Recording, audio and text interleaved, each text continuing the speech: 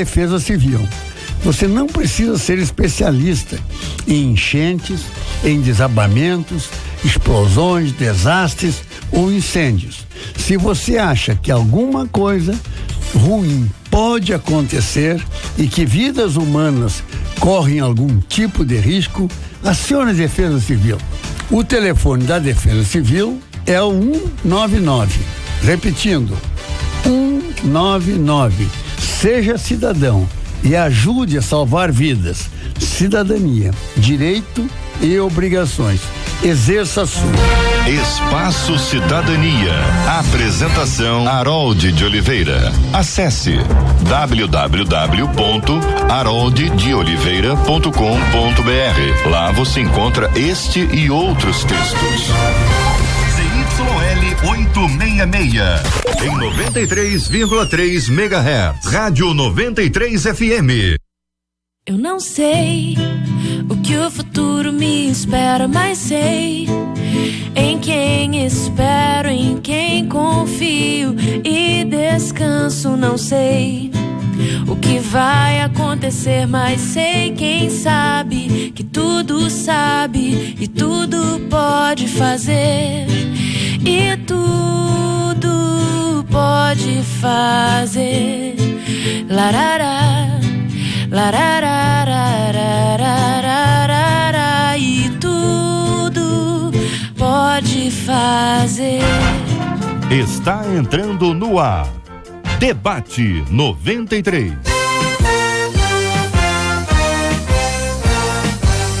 Realização 93 FM.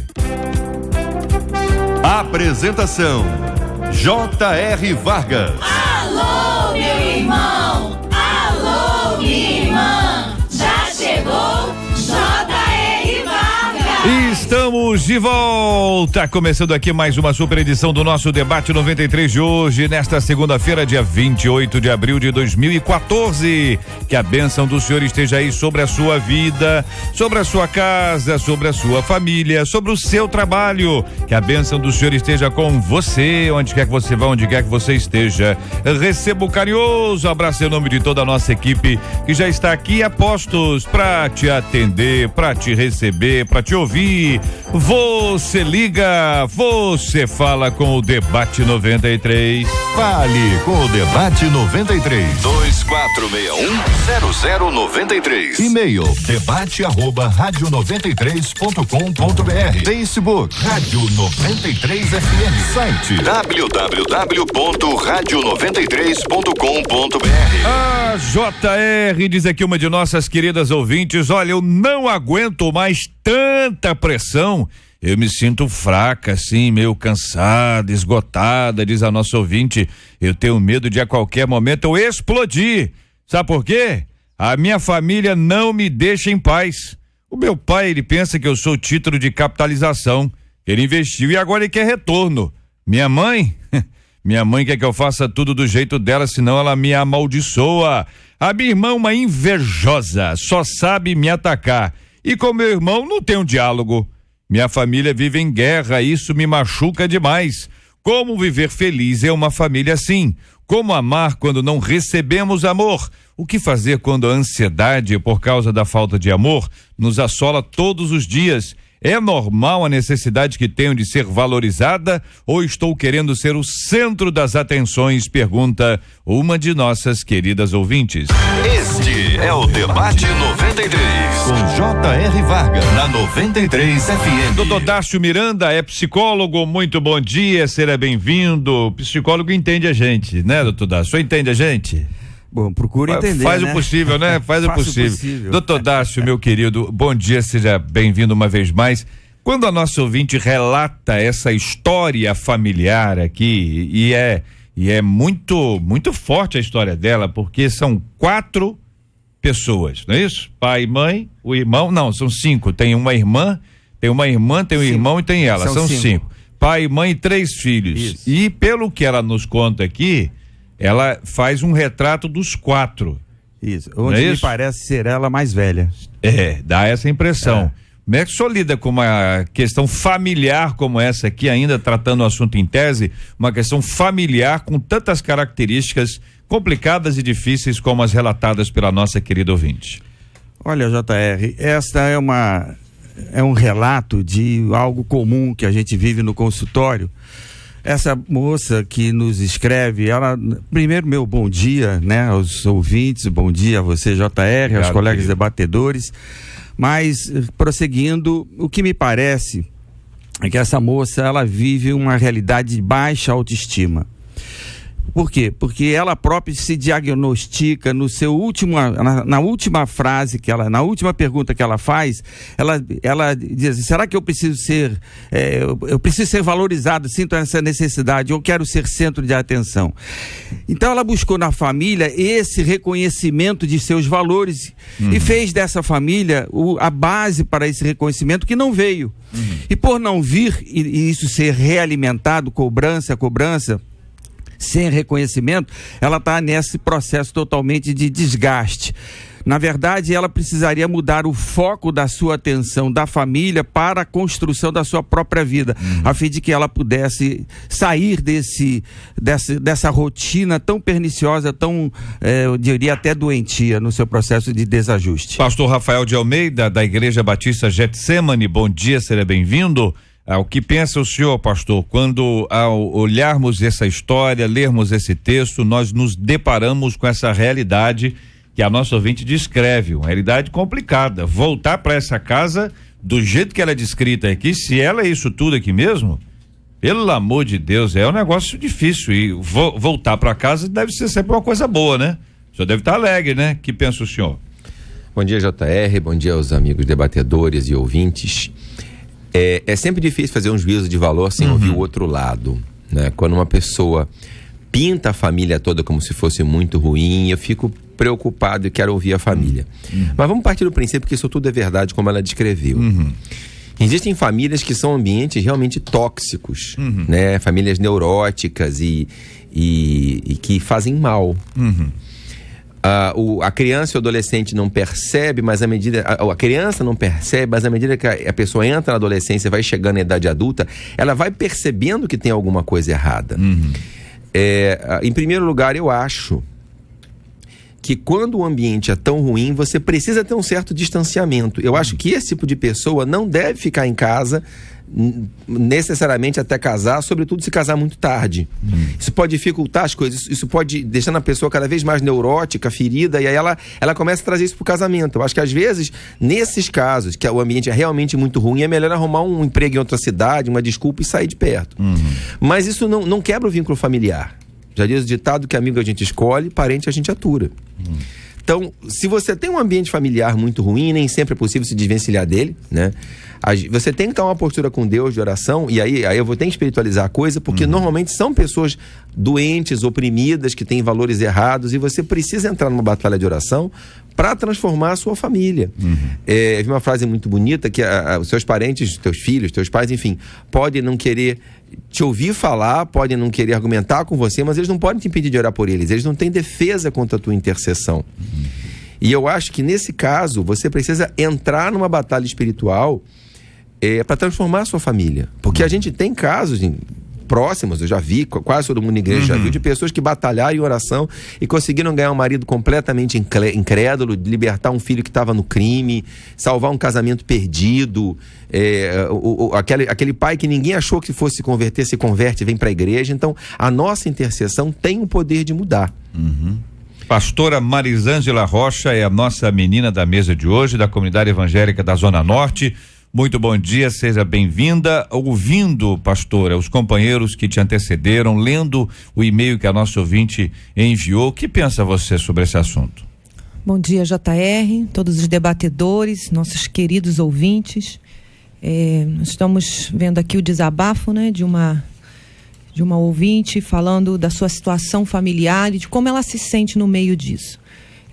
Nós temos, já foi tão pontuado aqui, né, de forma tão brilhante, tantas coisas importantes para ajudá-la nesse momento. E eu acho que chega um ponto da nossa vida onde a gente tem que parar de se ver, no caso dela, né, mulher, menina. né? E você começa a exigir tanto dos outros, né? Eu preciso de atenção, eu preciso que cuidem de mim, eu preciso que façam por mim. E chega um momento que não dá mais para ser menina, você é o adulto.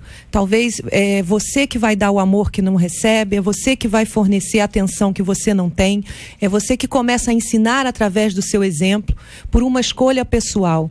E às vezes eu encontro adultos com essa mentalidade ainda de meninos, de filhos, onde eles têm que receber, eles têm que sempre ter, e qualquer cobrança que é feita é tomada de uma forma muito ruim, né? Afinal, eu tenho que receber, a minha posição é de filho. Uma vez eu até atendendo uma moça com muitos problemas com a sua mãe, eu disse algo para ela e anos depois ela disse para mim: pastor, aquela frase mudou a minha vida e o meu relacionamento com a minha mãe. Eu disse para ela: você ainda vê a sua mãe como menina, mas você não é mais uma menina, é uma adulta. Comece a vê-la como uma amiga, né? Porque ela, como amiga, ela vai ser a melhor pessoa do mundo. E ela disse: pastora, foi isso que aconteceu. Eu adulta cobrando da minha mãe ainda coisas de menina, né? Que eu fosse cuidada, que eu tivesse atenção. E na realidade, quando eu comecei a olhá-la como uma amiga que também tinha necessidades, como um adulto, como eu, que também precisava de atenção, é claro, esse é o ponto da maturidade, onde eu consigo avaliar meus referenciais, onde eu consigo decidir para onde eu estou indo, onde eu consigo decidir: isso eu não quero viver, isso não serve para mim, não é dessa forma, e onde eu consigo entender o amor incondicional de Deus que me capacita a dar aquilo que eu não recebi. A maquiagem pode até esconder a espinha, mas a espinha continua ali. Dizem os especialistas em espinha aí, que nós três meninos aí que não sabemos nem o que se trata aí de maquiagem e tal, mas a pastora Marizângela já conhece bem, porque tem contatos aí com as meninas, etc. Quando a gente fala de maquiagem, tem a impressão de que certas coisas podem passar durante algum tempo sem serem vistas, mas quanto mais perto você chega, aí que você começa a dizer: é interessante, aqui tem uma espinha aqui, na verdade descobre depois que não era uma espinha, era uma verruga, né? E aí começa a descobrir uma série de outras coisas que se complicam ainda mais. Então, diante dessas coisas, eu quero consultar os irmãos sobre o seguinte aspecto: quando a gente lida com este assunto, a gente pode assumir que todas as famílias têm dificuldade?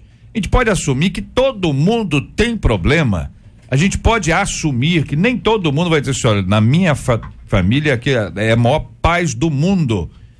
Há como dizer isso, queridos companheiros? JR, sobre a ótica individual de cada uma das famílias, até pode acontecer de uma delas dizer que não há problema e a maioria dizer que há problemas. Mas sobre a ótica, vamos dizer, da psicologia, todos nós somos desajustados.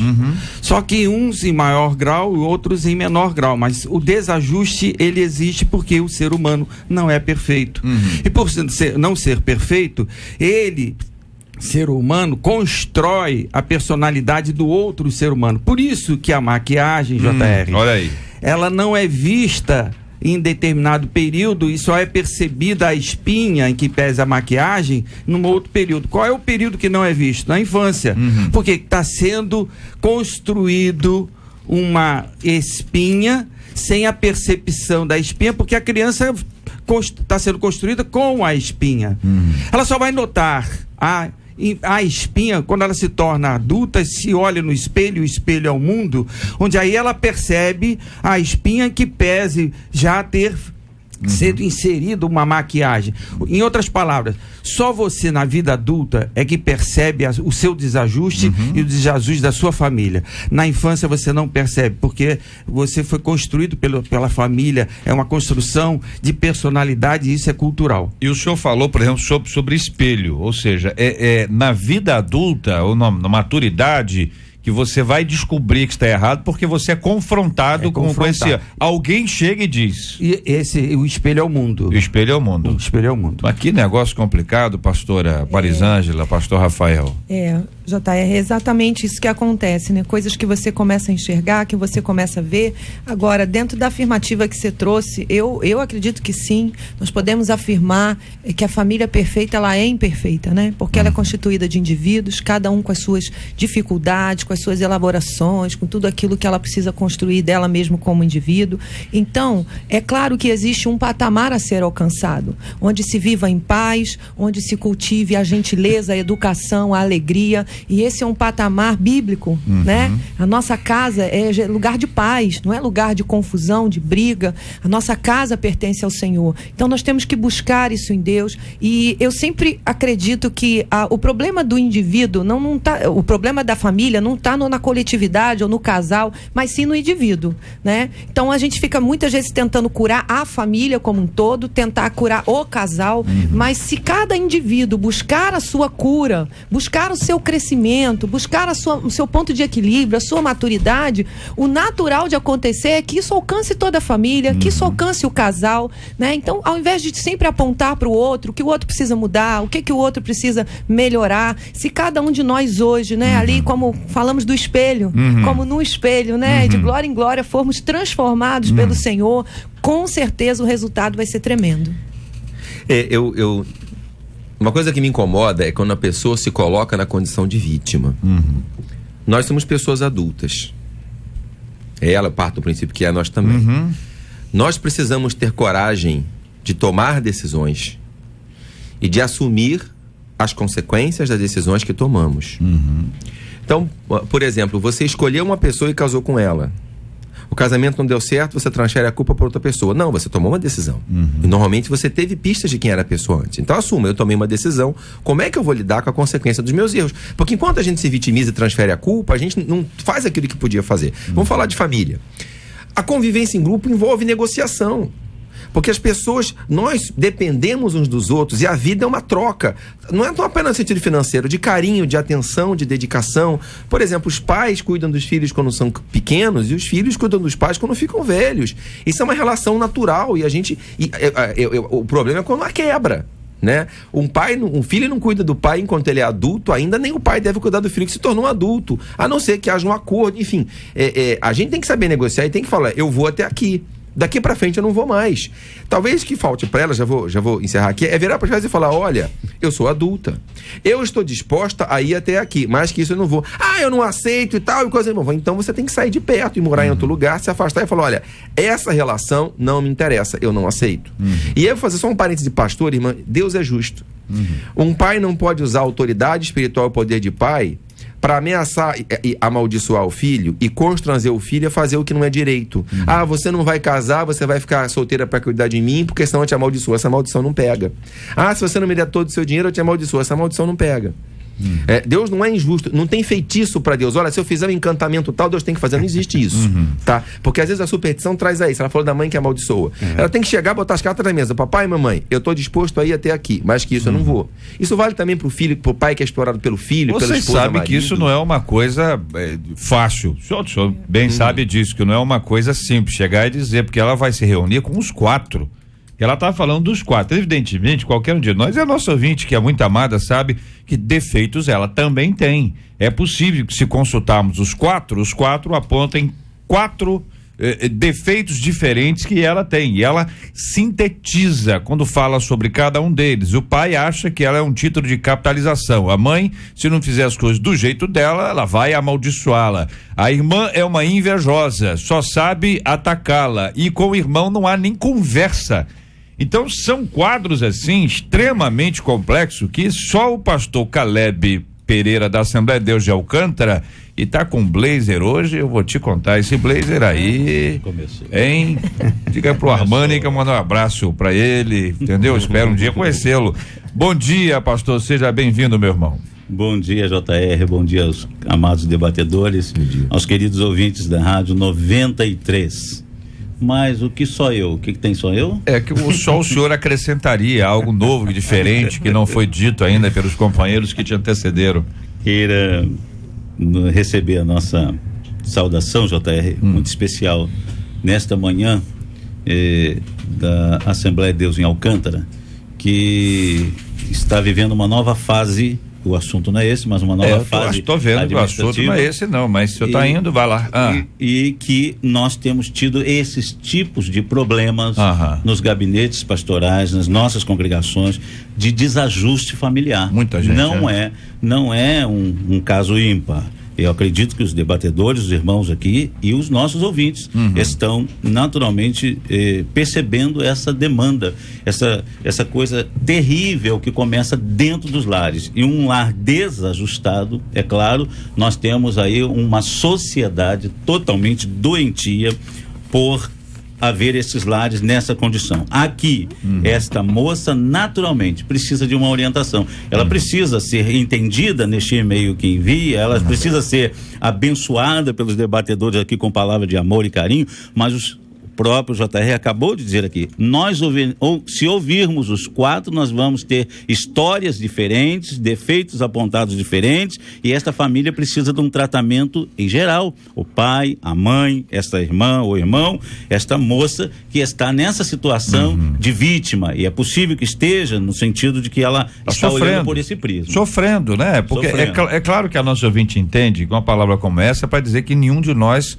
beira a perfeição, nem beira, nós estamos completamente longe disso, mas é complicado quando alguém olha para você e vê cifrão, quando a pessoa observa para dizer esse tipo de frase, que eu imagino que essa frase é a frase dita, olha, eu investi na sua vida, agora você tem que dar retorno, eu investi nos seus estudos, eu investi lá e não é fato, minha gente, a pessoa às vezes faz um investimento financeiro, puramente financeiro. A mãe que quer ser obedecida ao extremo, ser obedecida a uma coisa, ser honrada, obedecida ao extremo, senão vai ser amaldiçoada. A irmã que tem inveja, só ataca o irmão com quem não tem diálogo algum. Quero continuar ouvindo a opinião dos companheiros já no nosso debate 93 de hoje.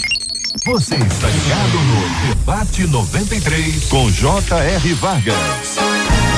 Pesquisa 93. Olha ela aí, minha gente, Marcela Bastos. Bom dia. Bom dia. Bom dia, JR, bom dia aos nossos ouvintes, aos nossos queridos debatedores. Pesquisa é a seguinte, vem cá, você conhece alguém aí que sofre porque não se sente valorizado pela família? Tem bastante gente sofrendo, viu?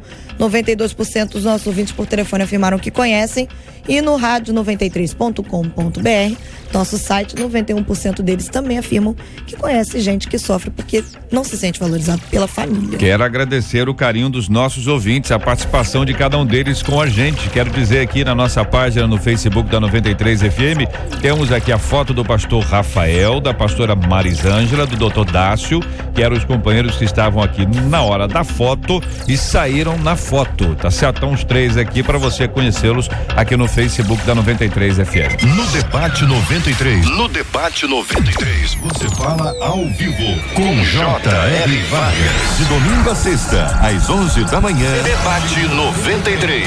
Na 93 FM. Na 93 FM.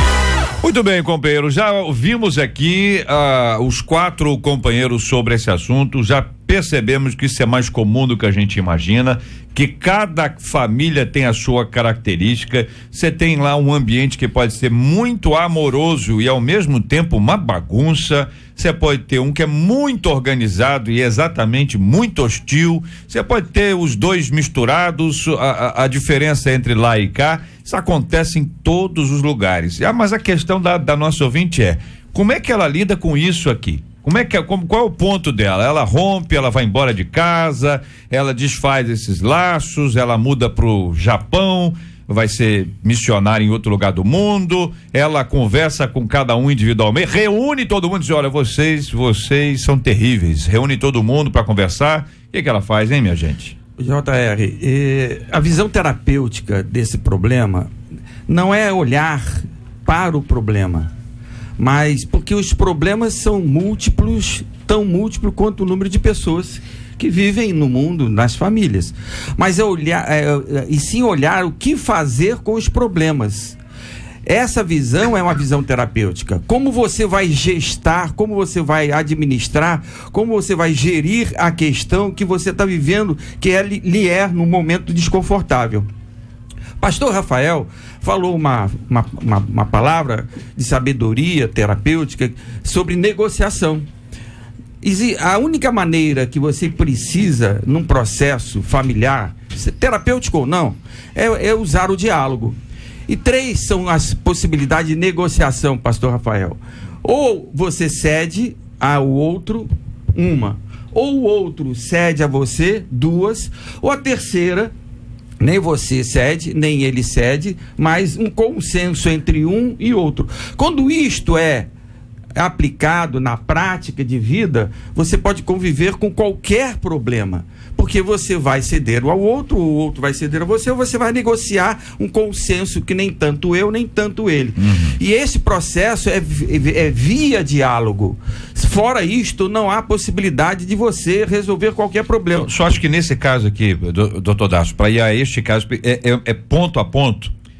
Vamos lá, é pai e mãe, dois irmãos. É aquilo que eu falei lá no início. Sai do foco familiar, ela tem que mudar de foco. Ela tem que olhar e construir a sua vida fora desse foco familiar, porque ela vai mais uma vez perder tempo. Ela tem que se preocupar com a construção de sua vida, olhando para outras janelas que não esta que ela está vivendo, porque essa ela não vai ter entendimento. Compreendo o senhor. O pastor Rafael, na sua palavra, disse que já viu diversas histórias de famílias que foram transformadas. Então, o senhor está dizendo para ela olhar para fora, para continuar a construção de vida dela sem os modelos que ela tem ali. O pastor Rafael está dizendo, ela não faça isso, ao invés de olhar para fora, ore e viva a mudança dentro de casa. É lógico que o senhor não está excetuando aqui a intercessão, mas eu estou querendo achar um meio termo aí, se é que ele existe.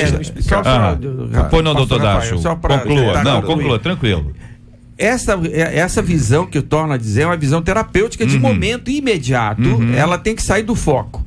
Para quê? Para ela olhar-se para dentro, perceber-se melhor, e ao perceber-se melhor, ela está se reconstruindo para depois sim interagir com a família e o mundo.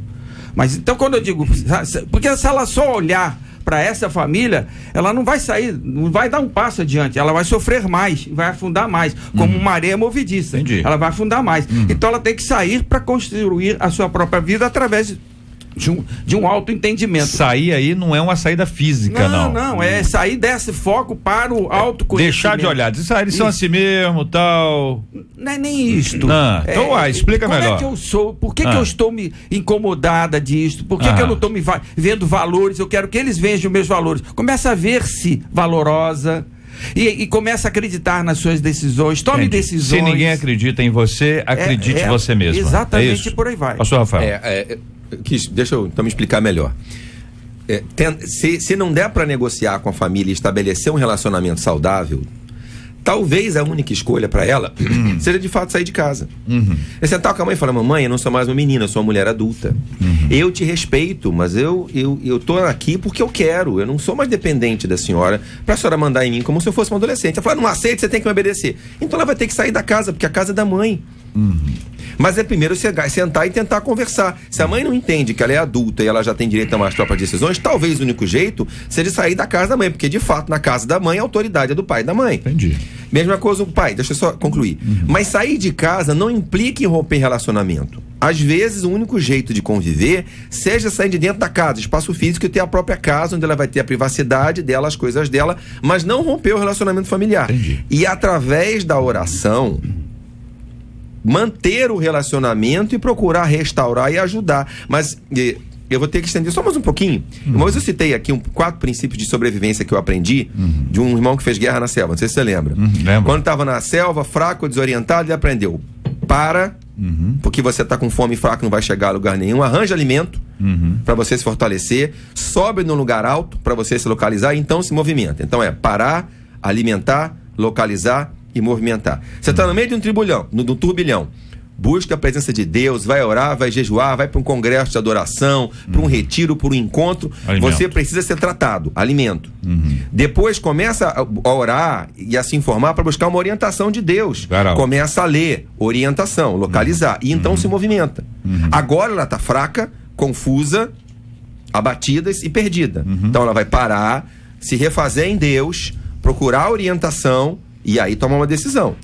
Por nós não termos, como nós falamos, os dois lados, os detalhes da situação, nós temos aqui 2 abordagens, a abordagem do indivíduo e a abordagem daquilo que diz respeito à família. Olhando pela abordagem do indivíduo, ela pode também estar vivenciando um momento interior muito ruim, onde ela precisa buscar a sua cura, a sua libertação, porque às vezes, como indivíduo, JR, a gente chega a um ponto de estar com tanta coisa dentro de nós e na nossa cabeça, que a gente acha que o mundo arquiteta contra nós. Então é pai, é mãe, é irmão, é irmã, e se a gente não buscar resolver isso aqui dentro, buscar a nossa cura em Deus, buscar a nossa individualidade, a nossa identidade em Cristo Jesus e resolver isso, só muda os personagens. Eu saio da casa, eu não tenho mais o pai, a mãe, o irmão e a irmã, mas agora eu vou ter o patrão, eu vou ter o amigo, alguém vai estar contra mim de alguma forma. Então, sendo esse o caso do indivíduo, é buscar esse tratamento mesmo. No que diz respeito à família, uma coisa eu entendo: família é família, ela pode ter o defeito que for, ela pode ser como for, ninguém pode tentar esquecer a família que tem, ninguém pode tentar viver como se ela não existisse, dentro ou fora, precisando às vezes sair daquele espaço físico, ou não, dentro ou fora, guerreie pela sua família, creia que Deus tem um plano para esta família, pague um preço de oração por ele. Quantos exemplos bíblicos, né, daqueles que faziam confissão pelos seus filhos, faziam confissão pelo seu povo, né? Daniel diz: Senhor, nós temos pecado contra ti. Um homem chamado íntegro, que nada era achado em relação a ele que denegrisse a sua imagem, mas ele ali não se fazia de: olha, Senhor, eles têm pecado. Não, ele dizia: nós temos pecado contra ti. Isso é tremendo, isso é libertador.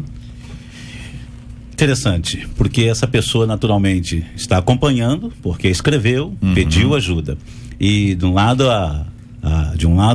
a orientação terapêutica, e ela pode estar pensando assim: eu não tenho forças, eu não tenho condição, eu nem conheço pessoas, ou seja lá o que for, que a impede de procurar esse profissional. De outro lado, a orientação bíblica: ore, leia, busque, vá ao monte, vá ao encontro de jovens, dê o seu jeito. Ela pode estar num lar totalmente conturbado, e está, onde os pais não têm uma orientação, ou não estão firmados na palavra, a ponto de acusá-la de ver então um lar em turbulência. Naturalmente que ela está dependendo de um mediador. Essa família depende do mediador, doutor, porque ela vai tomar que decisão? Terapêutica? Espiritual? Tem força, tem graça para isso? Como ela vai fazer isso? É aí, se é uma família, pelo menos nominalmente evangélica, deve estar ligada a alguma igreja. Entra a figura do pastor, de um orientador, alguém. Ela precisa buscar um orientador. Ela precisa buscar alguém que endosse esta orientação terapêutica. Minha querida, deixe sua família, tire o foco dela. Você vai cuidar de si. Você vai buscar uma orientação, você vai buscar uma terapia, aí o mediador. Junto com isso, eu vou te ajudar em oração, se esse mediador é o pastor, é alguém ligado à família. Ou uma pessoa simples, nem médica, nem da área terapêutica e nem da área evangélica. Uma pessoa que possa equilibradamente dizer: ame sua família, vamos cuidar de você. Ela deve estar sofrendo horrores neste momento em que ela precisa de alguém, de um braço. Hoje este braço amigo, esta mão está sendo esta mesa de debate. Eu tenho certeza que Deus a estará abençoando através dessas palavras aqui ditas, mas ela pode estar numa confusão tão grande que precisa buscar uma orientação de uma pessoa que ela confie. Por exemplo, se confrontada, evidentemente a nossa ouvinte poderia apresentar algumas qualidades que o pai tem. Claro, uma qualidade, uma coisa boa. Meu pai, ele vê os canais de televisão que eu gosto, ele gosta de trabalhar, ele é uma pessoa honesta. Pagou meus estudos. Pagou meus estudos, alguma coisa boa. Esse outro lado, esse outro olhar, companheiros, que aí a gente começa a lidar um pouquinho com essa mudança do foco, que é importante, que o Dr. Dácio nos trouxe, nos ajudaria a enxergar, porque a nossa ouvinte, quando fala que é ser valorizada, ela pondera: será que eu não estou querendo ser o centro das atenções? Ela faz uma ponderação muito interessante. Porque ao trazer esse dado, ela explicita a sua preocupação. Ela diz: eu não quero isso.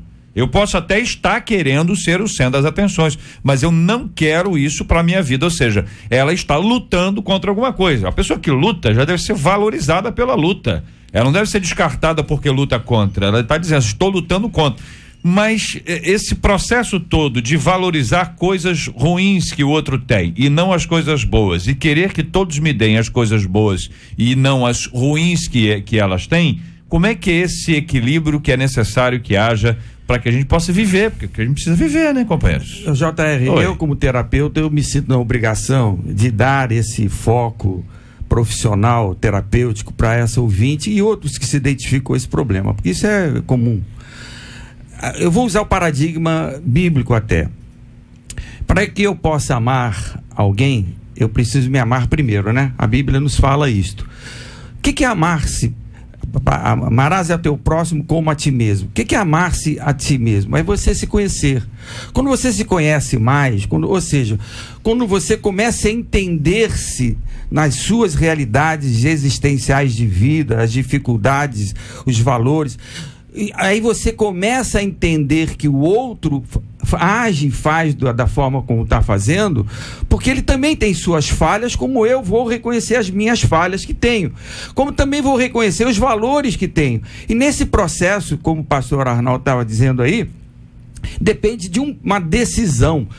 O mundo nos derruba, mas cabe a mim querer levantar-me diante da derrubada do mundo. Esse processo decisório é meu, é dela. Cada um de nós precisa tomar uma decisão para que aí sim eu vá buscar o profissional, seja um pastor, seja um terapeuta, seja um amigo, para que eu possa me reerguer, como o pastor Rafael disse, eu vou subir, ver melhor a questão para depois me posicionar. Eu tenho que dar uma parada para eu agora estar preparado para enfrentar essa realidade. Mas antes de enfrentá-la, eu tenho que saber quem sou eu, o que eu tenho aqui de armas, de conteúdo, o que eu posso fazer com aquilo que tenho, com aquilo que sou. Em me fazendo isto, aí eu tenho condição de voltar-se para a família, voltar-se para o mundo, e esse processo vai caminhar com certeza.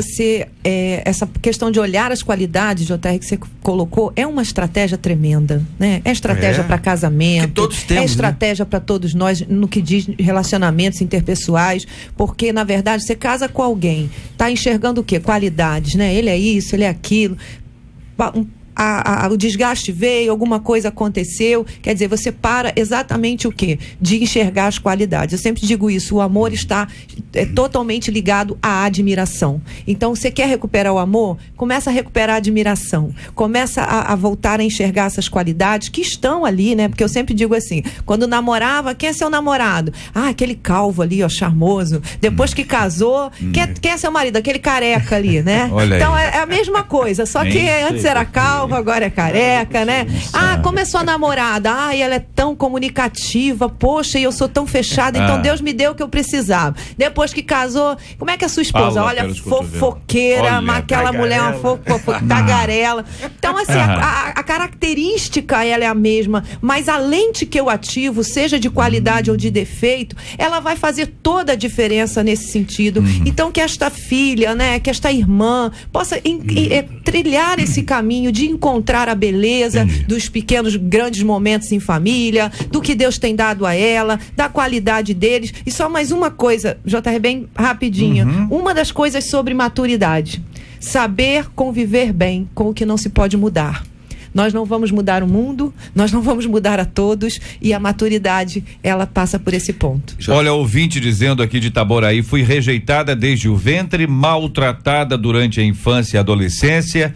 Às vezes deitava no colo da minha mãe buscando carinho e era empurrada por ela. Eu cresci deprimida e triste. Quando me casei, levei tudo para o meu casamento. Meu filho me via chorar constantemente. Aí eu busquei a ajuda de vários profissionais e fui aconselhada a conversar sobre isso com a minha mãe. Ela me confessou que tentou me abortar 5 vezes, que não me queria, mas que estava arrependida de todo o mal que me causou e me pediu perdão. Hoje todos os meus irmãos a rejeitam e só eu que a ajudo. Faço para que o nome do Senhor seja glorificado, conta uma de nossas queridas ouvintes. Outra ouvinte de Nilópolis dizendo: meus pais pagaram os melhores estudos para minha irmã mais velha e no final ela decidiu cuidar do lar. Eu sou a 6ª filha e eu mesma paguei meus estudos, venci e hoje sou invejada pelos meus irmãos. E a minha irmã é cobrada, é isso? A minha irmã é cobrada pelos meus pais, diz aqui a nossa querida ouvinte. Vocês entenderam? Entenderam bem? É uma estratégia errada de alguns pais investirem muito mais num filho que nos outros, achando que esse vai mudar a família. A gente tem que ter essa isonomia de tratar os filhos de igual modo, e tem que entender que a gente forma os filhos para a vida, não para a gente. Exatamente. Filho é um péssimo investimento. Nesse sentido porque ele vai se casar e vai criar os filhos dele da mesma maneira como você criou os seus. Esse raciocínio de que você forma os filhos para te sustentar é um raciocínio, desculpa, antigo, que não funciona mais. E quem agir assim vai estar errando. E aí deve assumir as consequências do próprio erro. Eu queria fazer um pouco de exegese desse texto, tentar entender o que está por trás, porque me parece que o problema dela é um problema de muita gente. Você tem uma família pobre. E você tem uma pessoa que prospera no meio dessa família e se destaca dos outros. Aí o resto da família passa a olhar para essa pessoa que prosperou. Então, uns olham com esperança, bom, agora que essa subiu, ela vai me ajudar. Agora vai. E às vezes o irmão que não prosperou olha com inveja. Porque o sucesso do outro destaca o teu fracasso. O cara que nunca estudou, que nunca se esforçou, que não correu atrás. E aí, às vezes a irmã correu, estudou e tal, e aí ele fala, puxa, eu podia ter feito e não fiz. E isso incomoda. Então, como é que a gente lida com isso? Vamos falar da negociação. E aí eu acho que entra aquilo que eu falei, senta e fala, olha, até onde eu estou disposto a ir?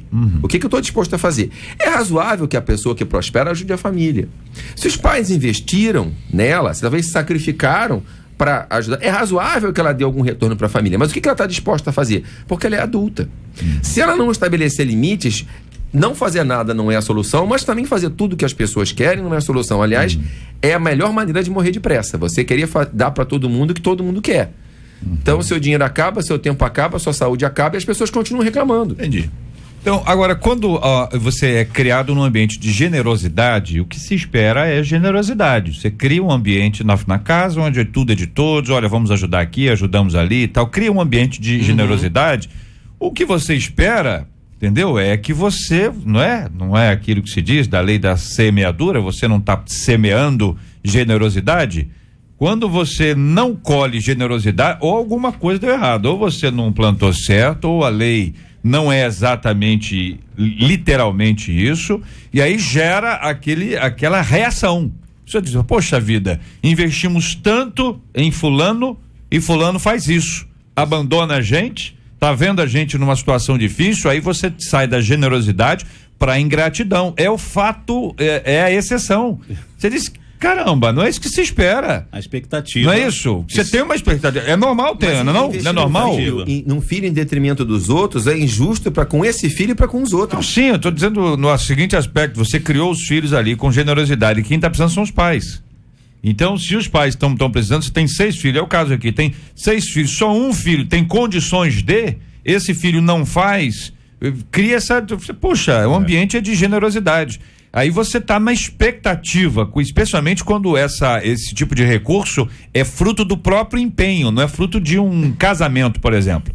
Tá certo? A pessoa casou com um camarada rico ou com uma mulher rica, o camarada vai embora e larga os pobres para trás. Fica igual novela. Tem um núcleo rico e o núcleo pobre. O núcleo pobre é aquele lá, ou eu não quero naquele núcleo pobre, não. O núcleo rico é o desse lado de cá. Ou seja, o ambiente de generosidade é um ambiente proativo, que vai produzir isso. Só que é isso que a gente espera. Quando não acontece, gera frustração e a decepção. Quando você não espera, o que vier tá bom, é uma coisa boa, uma coisa generosa. Mas aí, JR, eu vejo o seguinte, o núcleo familiar, ele tem que ser sempre construído com base no amor. E amor é doação. Não é investimento para retorno, para posse, é doação. Quando você cria uma família, marido e mulher, criam filhos com amor, iniciando pelo marido e pela mulher, reciprocamente, e este casal dá esse amor, doa amor para os filhos, preparando-os para o mundo, certamente essa generosidade nesses filhos vai ser reconhecida aos pais, e esses filhos vão retribuir aos pais o amor, o carinho que receberam sem cobrança e nem sem expectativa dos pais. É natural. Por isso a base tem que ser de amor, que muito é doação. Bem. Quero agradecer o carinho dos companheiros aqui, a palavra de cada um sobre este assunto, a nossa palavra de carinho, a nossa amada ouvinte nos acompanhando agora, diante de um momento tão complexo e difícil. Mas assim como você, ouvinte, tenha certeza que muita gente, como você ouviu, se identificou com esse assunto. Tá dizendo, olha, lá em casa também não é um mar de rosas não, viu? Lá em casa as coisas são complexas. Meu pai, minha mãe, minha tia, e aí chegamos à conclusão de que perfeição não há, nem neles, muito menos em nós. E aí é preciso ter paciência, amor e muito investimento.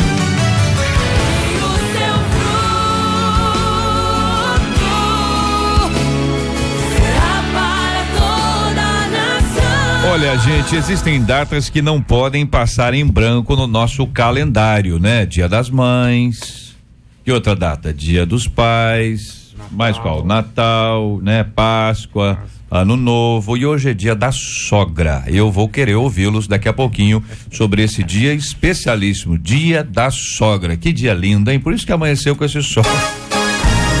Pesquisa 93. E aí, Marcela Bastos, vamos ao resultado final da nossa pesquisa 93 de hoje. Então, por telefone, 93% dos nossos ouvintes afirmam que conhecem gente aí que sofre porque não se sente valorizado pela família.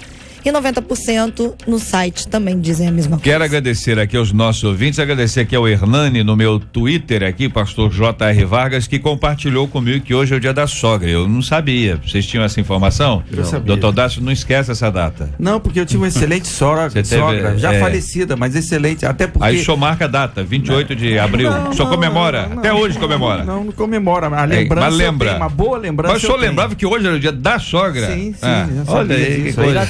Rafael, também você lembrava? Sogra. Não, mas a minha sogra é ótima. Não tô falando da sogra, não da data. Não lembrava. Olha, sogra é aquela que cria o filho pra si. Sei. Agora, aquela mãe da minha mulher é a segunda mãe. Sei. É uma segunda mãe. Por que o senhor não usa sogra? Por que o senhor anula o nome sogra? Não, vou analisar o senhor agora, hein? Vou analisar o senhor agora. É porque virou um nome pejorativo. Mas por que nega sogra? Não é exatamente por isso que tinha que dizer sogra, então? Sogra, as pessoas quando querem falar bem da sogra dizem que é uma segunda mãe. Por que não falam bem da sogra? Pastor Márcio, né?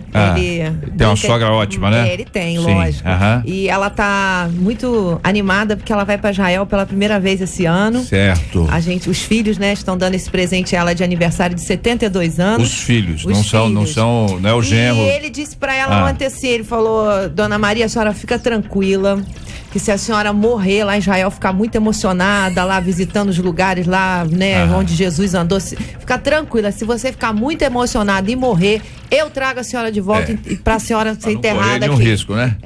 Pra quê, né? Ele falou, não, lá tem mania de ressuscitar, então eu trago pra cá pra não correr o risco, eu trago a senhora pra não ter problema de ressurreição. Então ele brinca muito com ela morre de rir, ele fala isso de púlpito. Ela morre de rir? Ele fala isso de púlpito com ela lá, né? Então, assim, essas piadas são constantes. Mas sogra é uma benção, um beijo pra minha sogra. A sogra é minha uma ovelha, benção. minha sogra é minha ovelha. Sua ovelha, olha aí que beleza, minha ovelha, hein? trabalha pra caramba comigo lá nas mulheres, é uma benção.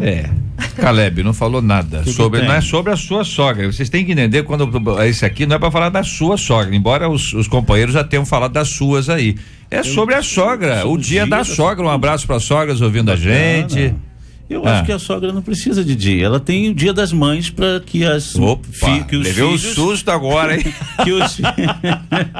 que os filhos vem aí o dia das mães, todas as mães. Agora, ela acumula duas funções importantes, sogra e mãe. Por exemplo, a minha sogra, eu não gosto dela. Falar ao vivo, não tenho carinho nenhum por ela. Já a mãe da minha esposa, que doce de pessoa. Linda, ela é uma fofura. É mesmo, é? Quanto a sogra, é uma simpatia. Olha, o senhor me deu um susto quando o senhor falou que tem outra data. Eu levei um susto aqui. Eu achei que o senhor fosse falar do 31 de outubro. Meus pais me ensinaram quando fosse escolher uma moça pra casar, prestar muita atenção na família. Eu acertei em cheio. Minha sogra é uma bênção, não tenho. Eu até brinco, às vezes falo que é difícil pregar pra ela, porque ela deixa a gente com vergonha. Atitude cristã o tempo todo, amor, oração. Benção, né? Mas você alguma vez falou, olha, eu sei que a minha mulher tem defeito, eu só não achei ainda. E eu concordo que ele é impressionante, realmente é. Agora, por que as pessoas pegam tanto no pé das sogras? É porque tem sogra que merece as piadas. Tem. Dificuldade de liberar o filho, né? O de problema é deixá-lo viver sua própria vida. É porque a sogra é criticada porque é a mãe possessiva que acha que o filho é dela. E que veio aquele marido ou aquele esposo para roubar o filho dela. Então a dificuldade está aí. Por isso que tornou-se esse nome pejorativo, porque a maioria das vezes a mãe cuida do filho como sendo dela. E a sensação não é muito boa, JR. Eu tava aqui, fui olhar meu celular, tava assim, sogra, minha norinha falando comigo. Aí é estranho, mas é nora ou candidata nora? É candidata. Meu filho tá com 19 anos. Candidata nora. É candidata. Mas ela fala assim, sogra, tudo ela me chama, sogra, né? Aí já estabeleceu os limites, bate entendeu? Assim um pouco, sabe? O que? Fala pra gente, aqui entre nós, só aqui entre nós. Mexe com você. Eu falo assim. Você sente o quê? Né, Todá? Vamos ouvir, tirar o meu filho. Sogra, né? Hein?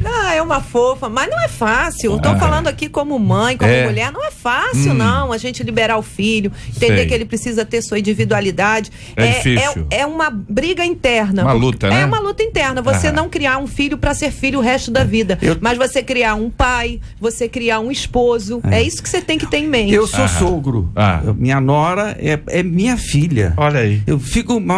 Eu agradeço a Deus a mulher que meu filho tem. É diferente, diferente, doutor. Eu sou homem, por isso que eu sou sogro. Mas se eu fosse mulher, seria sogra. A dificuldade é mais com a mãe do esposo em relação a porque nora. É outra menina, é mais sogra e nora, que é a dificuldade. São duas mulheres. Sogra e genro não tem tanta dificuldade assim. Já vi os três aqui falando muito bem aqui, que não tem problema nenhum. Não é isso? Que dia é hoje, hein? 1º de abril?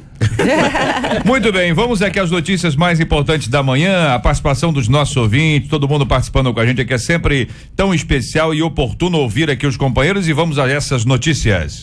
As notícias mais importantes da manhã no Debate 93. O líder da Irmandade Muçulmana, Mohamed Badi, e outros 682 réus islamitas considerados leais ao presidente destituído Mohamed Morsi foram condenados à morte nesta segunda-feira por um tribunal egípcio. Todos foram acusados de atos de violência.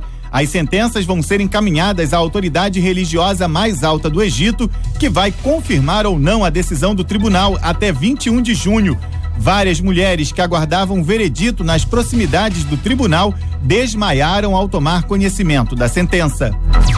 Uma pesquisa realizada pelo Instituto GERP entre os dias 18 e 23 de abril constatou que 62% dos fluminenses entrevistados estão apreensivos com a escalada da violência, como roubos, assaltos e assassinatos às vésperas da Copa do Mundo. Os preços altos, a infraestrutura precária dos transportes urbanos e dos aeroportos também são preocupações da população. Os cidadãos das regiões metropolitanas do Rio, em especial de Niterói, e do Norte e do Sul Fluminense, são os mais aflitos com a violência. Embora esteja com medo dessa insegurança, o Fluminense se mostra otimista que o Brasil vai levantar o caneco pela 6ª vez. As redes sociais se encheram de bananas nesta segunda-feira em apoio ao jogador do Barcelona, Daniel Alves, que no domingo comeu uma banana que foi lançada da arquibancada no campo do Vila Real em um suposto ato racista. Jogadores, artistas, políticos e vários cidadãos anônimos se uniram a Alves em seu gesto de comer a fruta e publicaram centenas de fotografias de bananas em diversos contextos. Casos de racismo têm sido registrados com frequência no futebol mundial nos últimos meses. Muito bem, vamos ouvir aqui os companheiros sobre esse assunto. O pastor Rafael inicialmente aqui sobre essa questão da liderança da Irmandade Muçulmana e tantos condenados à morte, 683 pessoas condenadas à morte. Nós temos hoje no mundo alguns países muçulmanos moderados que têm uma classe média urbana que é secularizada. Eles são muçulmanos, mas eles querem um país com liberdade política, um governo razoável, conviver bem com os cristãos, e é o caso da Turquia, é o caso do Egito e alguns outros países. Mas nas periferias, no meio rural, a população mais ignorante tem sido alcançada por grupos muçulmanos radicais, como a Irmandade Muçulmana, como Boko Haram na Nigéria e outros casos. E esses grupos querem criar um Estado Islâmico islâmico radical nesses países. E a gente tem que prestar muita atenção a não se deixar manipular, porque a instalação desses estados implica em perseguição e assassinato de cristãos, implica em patrocínio de atividades terroristas, implica em atividades de guerra. São grupos muito perigosos e muito radicais. A gente já tem notícia de em países que está havendo guerra civil entre as duas forças, a radical e a moderada, de massacre de cristãos pelos radicais. É o caso que hoje acontece na Nigéria. Então a gente, é uma coisa terrível. Você puxa mais 700 pessoas condenadas à morte, mais 500 e pouco à prisão perpétua, mas é um esforço desse grupo moderado e equilibrado do Egito para manter o Egito numa situação de Estado laico e de legalidade. Não chega a ser laico, mas é moderado. Porque se eles não tomarem providência agora, o Egito vai ter um banho de sangue contra uma minoria cristã que não é pequena, mas vai haver perseguição, vai haver acirramento e vai haver guerra. É uma escolha difícil. Ou ter mortes agora ou ter mortes no futuro. Então, embora eu fique apreensivo, eu estava preocupado com a chegada da Irmandade Muçulmana ao poder pelo que eles representam, pela postura política que eles têm. Muito bem, a opinião do pastor Rafael sobre esse assunto. Pastor Caleb, essa pesquisa do GERP aí, apontando que 62% dos fluminenses entrevistados estão apreensivos com a escalada da violência, e tem roubo, assalto, assassinato, às vésperas da Copa do Mundo, meu irmão. Pois é, JR, Niterói tem sido foco aí das notícias últimas em todos os meios de comunicação, haja vista os problemas que têm acontecido de grande revolta que se chama popular ou de comunidades, que na verdade não é, sempre acirrada por traficantes, sempre patrocinada por eles, em represália às ações da polícia.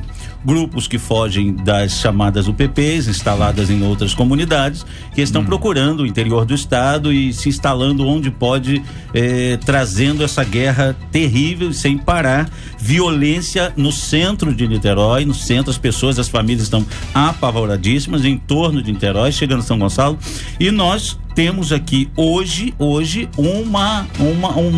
diríamos assim, um desafio à nossa frente, porque as pessoas estão com medo de sair, dão entrevistas assim, com medo de comprar, de ir ao comércio e voltar, porque não sabe o que está para acontecer. Era assim, nós tínhamos medo de sair, preocupação de sair, agora as pessoas parecem que sabem que daqui a pouco há aquele temor de que está acontecendo de verdade. É verdade. Não é mais assim, talvez aconteça, quem sabe, eu ouvi que em algum lugar, não tem mais lugar privilegiado que você diga, não, ali eu posso andar com segurança, eu vou estar em tal lugar, eu vou comprar. Então, em todos os lugares está vendo isso. Niterói, hoje, tadinha de Niterói, nossa querida Niterói, tem sido alvo dessas constantes violências. JR, assim, uma coisa que muito me admira é que essa pseudo-pacificação, né, que está acontecendo, principalmente nessas regiões aqui mais ao redor de Maracanã, né, que está se concentrando por questão de Copa e Olimpíada. Eu acho, assim, eu posso estar redondamente equivocada, mas eu acho muito estranho. Se avisa com bastante antecedência para que os bandidos possam ir embora. Só que esses bandidos estão indo embora para outros lugares. Eles estão indo aterrorizar outros lugares, né? A violência está em todo lugar, mas o destaque dessas regiões aqui é justamente porque a pacificação vai empurrando, né?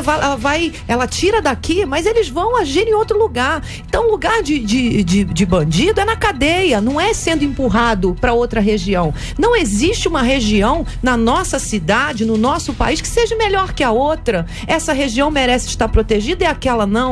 Eu acho que tem que ter uma visão muito mais ampla da questão da segurança pública e não ir empurrando, vai empurrando até que eles saiam do estado, mas aí atingiu outro estado. Nós somos um povo, nós somos uma nação. Federação. Então nós precisamos, sabe, ter uma solução muito diferente do que está se tendo agora. E sem contar também que essa onda, né, também de violência, tem também o fato de ser um ano de eleições, e aí a gente desmoraliza, vamos fazer bastante tumulto para desmoralizar. Então tem muita coisa por trás disso aí. Temos que orar muito pelos nossos governantes, muito pela nossa nação. Doutor Dácio, o que se vê agora aí em termos de internet, com essa campanha de apoio ao jogador Daniel Alves, é mais um atleta brasileiro e outros tantos que existem pelo mundo aí atingidos com essa pecha tão difícil, complexa, de tanta gente racista que existe no mundo. E a campanha, tô aqui, abri aqui o Twitter aqui para dar uma olhadinha, tá aqui, ó, todos nós somos macacos, é essa a expressão que está sendo utilizada em inglês, português e outras línguas, e todo mundo tirando foto com uma banana, exatamente para prestar solidariedade. O que o atleta fez foi uma coisa impressionante, porque jogaram banana no campo, ele pegou, descascou e comeu. Infelizmente, o pobre e o negro, ele é discriminado, será discriminado, mas a gente esquece de entender que o negro, o branco e o amarelo, hoje a gente nem pode dizer raça porque somos etnia, mas todos nós temos sangue de cor vermelha, sem nenhuma diferença. Todos somos iguais e o sangue é vida. Agora, por que a discriminação da cor? Porque é a questão cultural. O negro e o pobre sempre foram marginalizados, é a questão cultural. E quanto mais você hoje cria condições para querer protegê-los, mais você reforça a discriminação, como cota de faculdade, como ampliar, proteger a cultura afrodescendente, proteção disso, daquilo, mas você está discriminando. Então eu acho que a gente tem que entender o que ele comeu a banana, eu acho que foi louvável, porque ele comeu naturalmente uma banana, pronto, e daí? Comeu uma banana. Quanto mais você tratar isso com naturalidade, menos discriminação há. Quanto mais você tenta proteger para aceitar, mais você discrimina. Eu acho que a gente tem que entender que todo mundo tem sangue vermelho, não há diferença de cor. Não se pode aceitar em hipótese alguma atitudes como essas, racistas, seja no campo de futebol, que é onde tem acontecido. Agora, onde a gente não vê, que campo de futebol a gente vê, onde a gente não vê, no elevador, olha, a senhora aqui não pode entrar por aqui não, viu senhora? A senhora entra aí para aquele outro elevador ali. Quantas pessoas, mulheres, homens, jovens, adolescentes, adultos, senhoras de idade, passam por constrangimento como esse por puro preconceito. Puro preconceito. O olhar é simplesmente esse, é uma questão física. Isso não se pode aceitar, não pode aceitar na igreja, não pode aceitar no trabalho, não pode aceitar em qualquer canto. Quando acontece no campo, isso toma uma repercussão grande. É bom que essa repercussão aconteça, que as pessoas fiquem chocadas e se posicionem. E observem, nós estamos falando de atletas brasileiros. Quantos outros que não são brasileiros e passam pela mesma história? Nós já vimos aqui brasileiros, o Arouca, já vimos isso acontecer com o Tinga, um árbitro, entendeu? O árbitro, ou seja, isso está acontecendo em todos os campos no Brasil.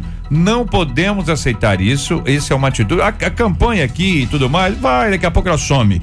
Mas a questão do posicionamento deve ser bastante claro e acirrado de todos nós. E qualquer um de nós sabe que nós somos absolutamente iguais e absolutamente dependentes uns dos outros. É o que a Bíblia nos ensina e é assim que deve ser. Na 93 FM, J.R. Vargas e o Debate 93.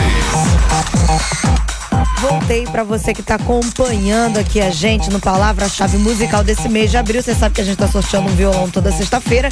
E agora, no final do mês, já quarta-feira, a gente vai ter o super sorteio de um som para sua igreja, que vem uma mesa, um amplificador, um rec, um cabeamento, 2 microfones e 2 caixas de som. Então, você fica atento aí. O primeiro versículo da palavra-chave de hoje está em Marcos 1:4.